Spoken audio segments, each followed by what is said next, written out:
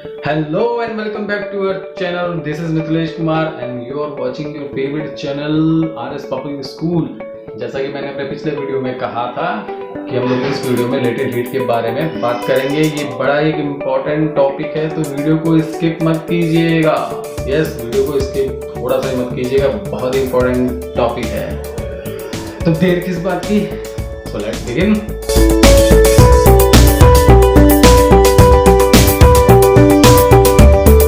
Normally जब हम किसी चीज को गर्म करते हैं तो होता क्या है, होना क्या है भाई, आप कहेंगे उस चीज का टेम्परेचर, उस वस्तु का टेम्परेचर जिसे हम गर्म करें वो बढ़ जाएगा।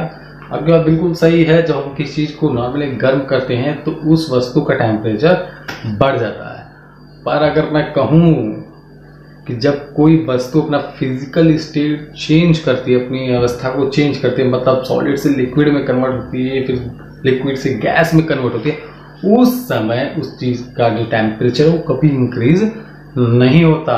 हाँ जी, उस कंडीशन में कभी भी वस्तु का टेम्परेचर इंक्रीज नहीं होगा। हाँ, यही लेटेंट हीट होती है। मतलब क्या हुआ लेटेंट हीट का, कि वो अमाउंट हीट की वो अमाउंट जो हम सप्लाई करते हैं किस चीज को, ताकि उसका जो फिजिकल स्टेट है वो बदल जाए, बस वो बदल जाए।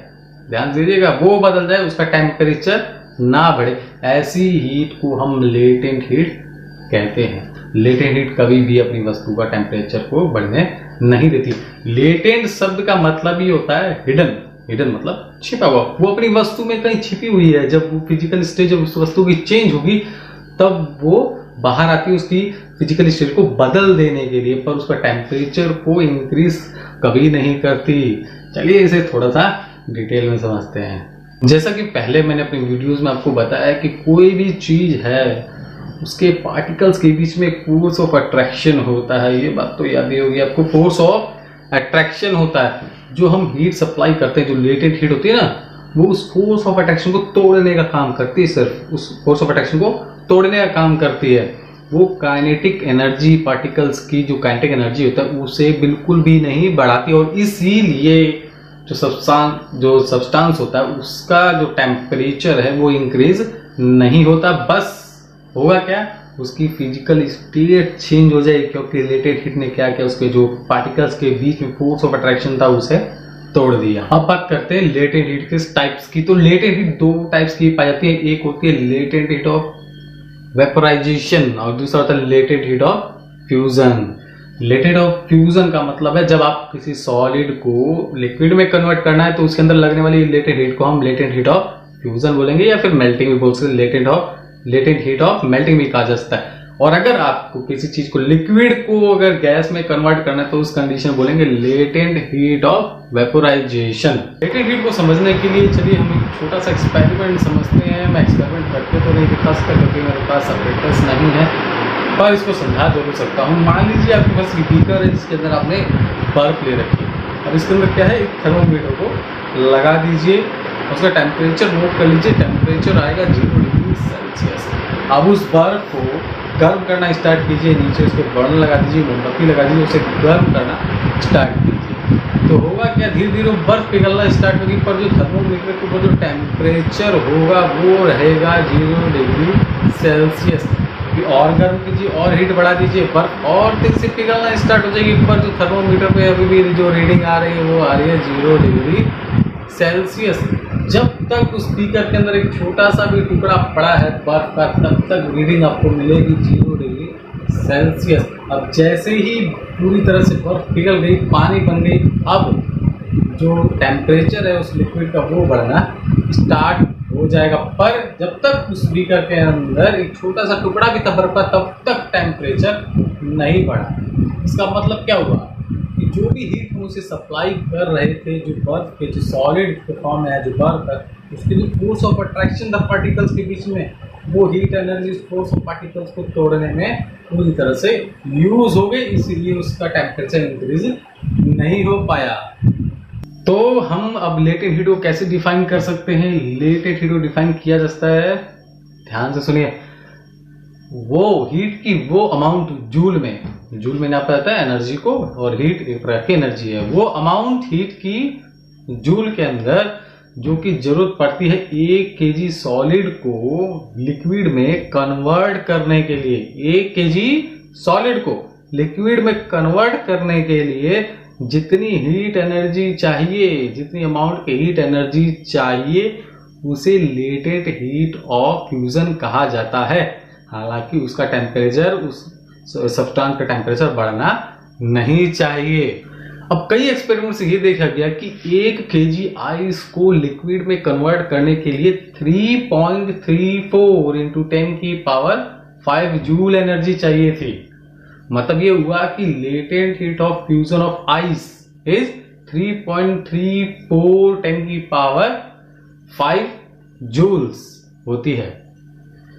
अब यहाँ पे एक नया सवाल ये उठता है कि भाई हमने आइस को इतना गर्म किया, आखिर वो हीट एनर्जी गई कहाँ? तो इस चीज का जवाब आप मुझे कमेंट में बताएंगे, क्योंकि इसका मैं जवाब पहले बता चुका हूं। मान लीजिए मेरे पास 2 बर्तन है। एक बर्तन के अंदर 0 डिग्री सेल्सियस पे बर्फ ली हुई है और दूसरे बर्तन में 0 डिग्री सेल्सियस का पानी। अगर उन दोनों बर्तन में एक एक कोल्ड ड्रिंक की बॉटल डालूं, चाहे पानी की बॉटल डालूं, तो सबसे तेज से ठंडा कौन सा कंटेनर करेगा, बर्फ वाला या फिर पानी वाला? दोनों का टेम्परेचर 0 डिग्री सेल्सियस ही है। आप बिल्कुल सही सोच रहे हैं। जिस कंटेनर में बर्फ है 0 डिग्री सेल्सियस पे, वो बॉटल को ज्यादा जल्दी ठंडा करेगा। कारण ये है कि 0 डिग्री सेल्सियस की जो बर्फ है वो 3.34 इंटू 10 की पावर 5 जूल ऑफ एनर्जी उस बॉटल से ले लेगी कन्वर्ट होने के लिए सॉलिड से लिक्विड में। जबकि जो पानी है वो तो पहले से ही पानी है, वो किस में कन्वर्ट होगा है? तो आप इस बात को अच्छे से समझ गए होंगे कि 0 डिग्री सेल्सियस की बर्फ किस चीज को ज्यादा ठंडा करेगी या फिर 0 डिग्री का सेल्सियस का पानी। मान लीजिए अगर आप एक बर्फ का टुकड़े को हाथ में पकड़ते हैं तो आपको बड़ा ठंडा महसूस होता है। कारण यही होता है कि वो जो बर्फ है आपके हाथ से 3.34 इंटू 10 की पावर 5 जूल ऑफ एनर्जी आपके हाथ से लेती है और इसीलिए आपको बड़ा ही ठंडा महसूस होता है। चलिए, अब तक तो हमने जाना कि एक सॉलिड जब लिक्विड में कन्वर्ट होता है तो 3.34 इंटू 10 की पावर 5 जूल एनर्जी वो किसी से ले लेता है। पर क्या इसका रिवर्स हो सकता है? तो इसका जवाब बिल्कुल हाँ, इसका बिल्कुल रिवर्स होता है। जब भी अगर लिक्विड सॉलिड में कन्वर्ट होता है, मान लिया कोई पानी बर्फ कन्वर्ट हो रहा है, तो वो 3.34 इंटू 10 की पावर 5 जूल ऑफ एनर्जी वो क्या करेगा, रिलीज कर देगा। इसीलिए जब भी बर्फ पिघलती है बर्फीले इलाकों में, तो बर्फ जब गिरती तब जरा ठंड नहीं लगती। ठंड कब लगेगी? जब बर्फ वो पिघलना स्टार्ट करेगी, क्योंकि वो उतना लेटेंट हीट एब्जॉर्ब करना, एनवायरनमेंट से एब्जॉर्ब करना स्टार्ट कर देती है।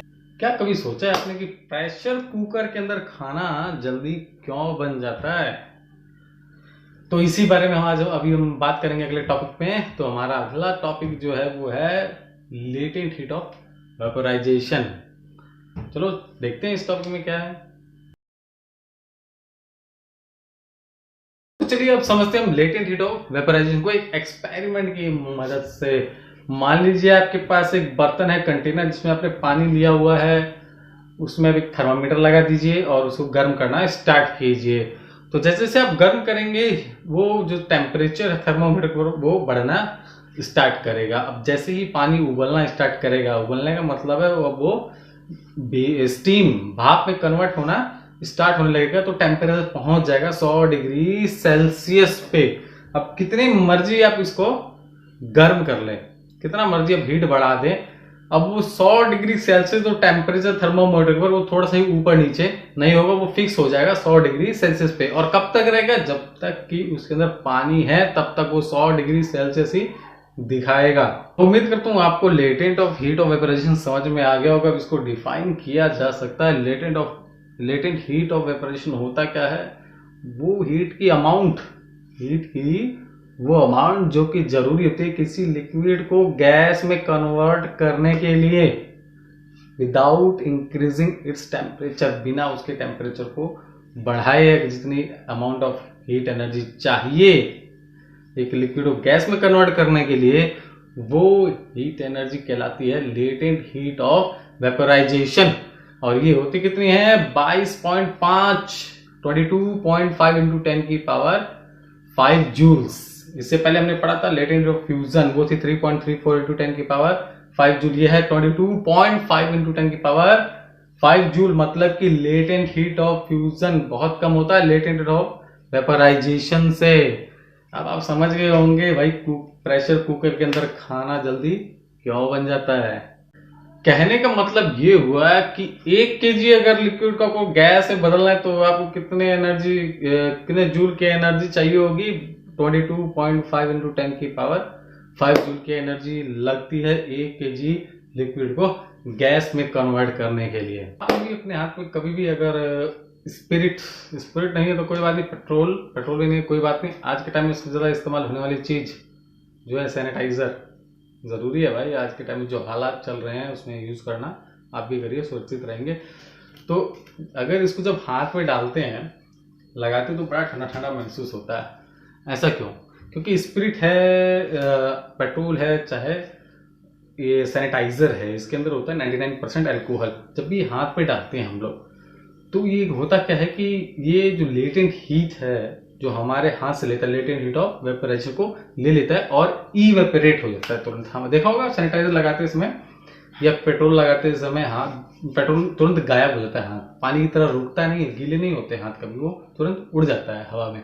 तो क्या करता है कि हमारे हाथ से जो लेटेंट हीट ऑफ वेपराइजेशन है इसने उसे ले लिया हमारे हाथ से और वो वेपराइज हो गया। और वेपराइज हो गया उतना लेटेंट हीट हमारे हाथ से उसने चुरा ली, तो उतनी हीट हमारे हाथ से निकल गई। और हीट जब निकल जाती है तो हमें कैसा महसूस होता है? ठंडा। जब पानी स्टीम में कन्वर्ट होता है तो वो 22.5 इंटू 10 की पावर 5 जूल एनर्जी ले लेता है, तो वो स्टीम में कन्वर्ट हो जाता है। अब जब यही स्टीम पानी में वापस कन्वर्ट होती तो क्या होता है? तो ये इतनी ही अमाउंट एनर्जी रिलीज करता है, छोड़ देता है। तो अब आप बता सकते होंगे कि गर्म पानी और एक तरफ स्टीम, दोनों सबसे ज्यादा अगर हाथ डाल दिया जाए दोनों में तो सबसे ज्यादा जलाएगा कौन?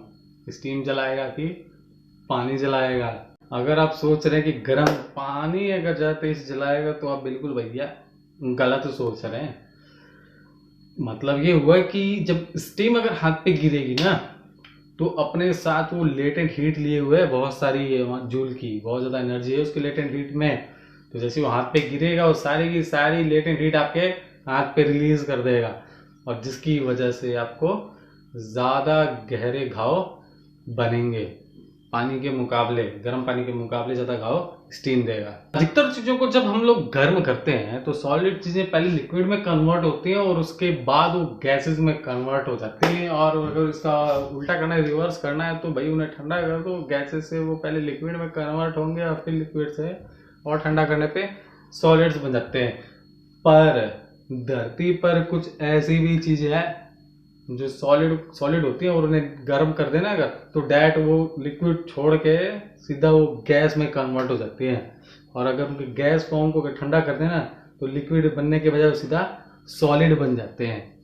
जी हाँ, अगर कोई सॉलिड चीज गर्म करने पर अगर सीधा वेपर फॉर्म में कन्वर्ट हो रही है, गैस फॉर्म में कन्वर्ट हो रही है, तो इस प्रोसेस को बोलते हैं सब्लिमेशन। और अगर कोई वेपर को ठंडा करने पर डायरेक्ट सॉलिड में कन्वर्ट हो रहा है तो इस प्रोसेस को भी बोलते हैं सब्लिमेशन। दोनों प्रोसेस सब्लिमेशन के ही होते हैं। इसके अंदर जो लिक्विड फॉर्म का जो स्टेज है ना, जो लिक्विड वाली स्टेज है वो नहीं होती इसमें। बड़ा सिंपल सा उदाहरण देता हूँ मैं आपको। कैंफर देखा होगा, कपूर तो सबके पास होता है, सबने देखा होगा भाई। कपूर को जब जलाते हैं ना, गर्म करते हैं, जलाइए मतलब उसे गर्म करिए, गर्म करते हैं ना तो सीधा सॉलिड से लिक्विड नहीं होगा, सीधा वो गैस बन के उड़ जाएगा। और दूसरा सबसे साधारण जो चीज है वो आपने नैफ्थलीन की बॉल्स देखी होंगी जो पैकेट में मिलती हैं बाजार में, जो कपड़ों में रखने काम आती हैं, वो देखने को मिलेंगी। आपने कभी देखा होगा, उसको पैकेट वो रख देते हैं थोड़ा सा फाड़ के कपड़ों के बीच में और कुछ टाइम बाद देखते हैं तो गोलियां गायब हो जाती हैं वहां से। तो भाई गायब क्यों हो गई? भाई उनके पास मिस्टर इंडिया की कोई घड़ी नहीं आ गई जिसे पहन कर गायब हो गई। वो भैया गायब हुई क्योंकि वो सब्लिमेट हो जाती है, सब्लिमेशन का प्रोसेस होता है उनके, वो सीधा सॉलिड से गैस बन जाती है। जो क्वेश्चंस मैंने पूछे थे वीडियो के बीच में आपसे, वो क्वेश्चंस आप उनके जो सोल्यूशंस हैं उनके जवाब आप हमें कमेंट में करके जरूर बता देना। तो अब तक हमने पढ़ा कि कैसे टेम्परेचर को चेंज करके हम किसी चीज की अवस्था को चेंज कर सकते थे, किसी चीज़ की फिजिकल स्टेट को बदल सकते थे, चाहे उसका टेम्परेचर बढ़ाएं चाहे उसका टेम्परेचर घटाएं। नेक्स्ट टॉपिक में हम लोग अब ये जानेंगे कैसे हम लोग प्रेशर को चेंज करके किसी सब्सटेंस की स्टेट को चेंज कर सकते हैं। और एक और इंटरेस्टिंग चीज़ बताऊँ आपके, जो वीडियो देख रहे हैं उसके नीचे एक लाल रंग का सब्सक्राइब बटन आ रहा होगा, उसको दबा दें और हमारे वीडियो को लाइक जरूर कर दें। तो मिलते हैं हम अपनी नेक्स्ट क्लास में। Till then have a nice day.